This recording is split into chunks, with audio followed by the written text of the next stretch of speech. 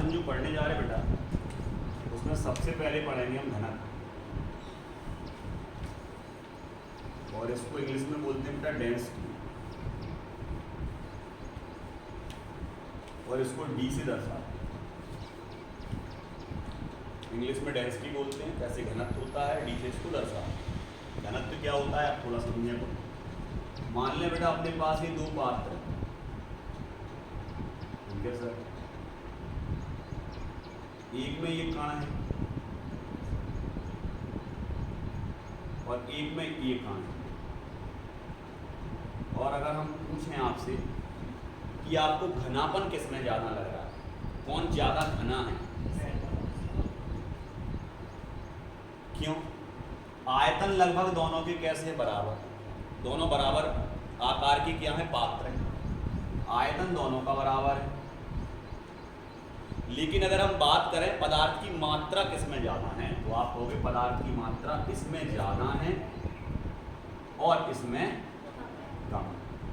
मतलब सर इसका घनत्व ज्यादा है और इसका घनत्व, मतलब हम कह सकते हैं जो आपका घनत्व होता है D बराबर, वो मात्रा पर निर्भर करता है, ना कि उसके आयतन। क्लियर? मात्रा ज्यादा होगी तो घनत्व ज्यादा होगा, लेकिन आयतन के हिसाब से मात्रा देख रहे हैं हम, दोनों एक से पात्र थे, दोनों का एक सा आयतन था, तो हमें इसका घनत्व कम लगा और इसका घनत्व। अगर इसका आयतन हम बढ़ा दें, अब जो पात्र इतना बड़ा होगा, कौन सो वालो, जो वालो,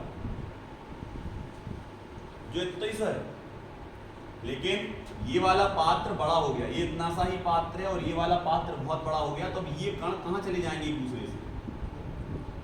और अब हम पूछें तुमसे कि घनत्व कौन में ज्यादा है, तो तुम कहोगे अब घनत्व इसमें ज्यादा है, इसमें कम हो गया। तो अगर हम आयतन बढ़ा दें तो घनत्व कम हो जाता है, क्या हो जाता है, और आयतन घटा दें, ये जैसे फिर वापस यदि पहुंच गए तो घनत्व, मतलब घनत्व पदार्थ की मात्रा पर निर्भर करता है, जितनी पदार्थ की मात्रा होगी उतना ही उसका घनत्व होगा। आ गया समझ में? क्लियर? अब यहाँ पर आयतन के हिसाब से देख रहे हैं, इसलिए आप ये बोलेंगे जब घनत्व की हम परिभाषा लिखेंगे तो हम आयतन से स्टार्ट करेंगे उसकी परिभाषा लिखना की। इकाई आयतन में, इकाई आयतन मतलब आयतन तो पहले मेन है, क्योंकि बड़ा पात्र है या छोटा पात्र है उसी से तो निर्भर करेगा कि इसमें घनत्व ज्यादा है या इसमें घनत्व कम है। तो इस आयतन से स्टार्ट करेंगे। इकाई आयतन में उपस्थित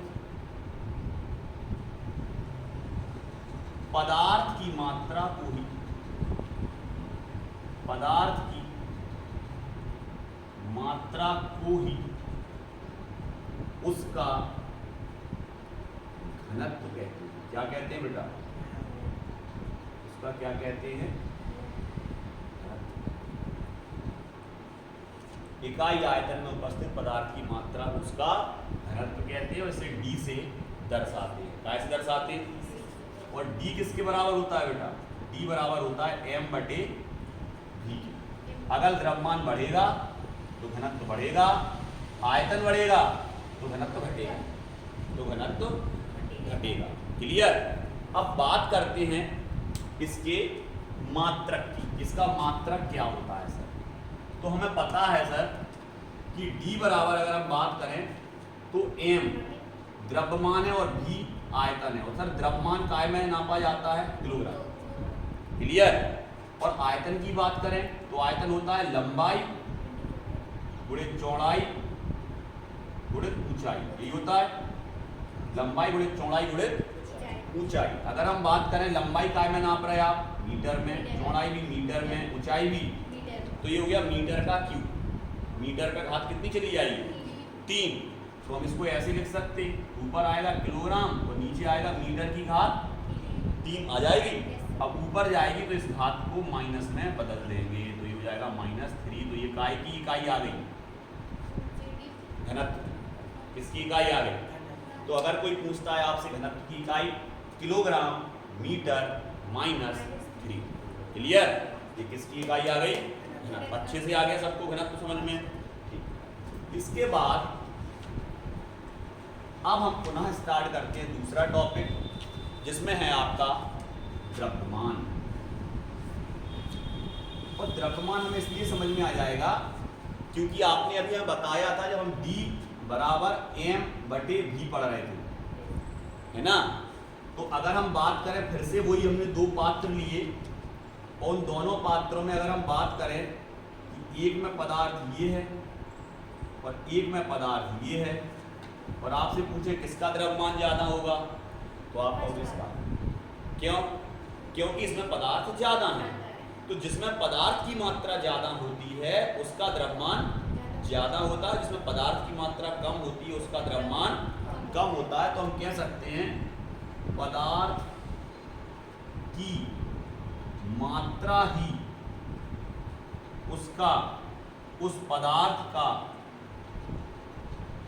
द्रव्यमान कहलाता है। क्या कहलाता है बेटा? पदार्थ की मात्रा ही उस पदार्थ का क्या कहलाएगा? द्रव्यमान कहलाता। काय से दर्शाते बेटा इसे? एम से। काय से? कैपिटल एम से। ध्यान इसको काय से दर्शाते बेटा? कैपिटल एम से। इसके बाद हम बात करते हैं आयतन की। देखो तीनों एक दूसरे से रिलेट कर रहे हैं। घनत्व हो गया, द्रव्यमान हो गया, काय पे आ गए?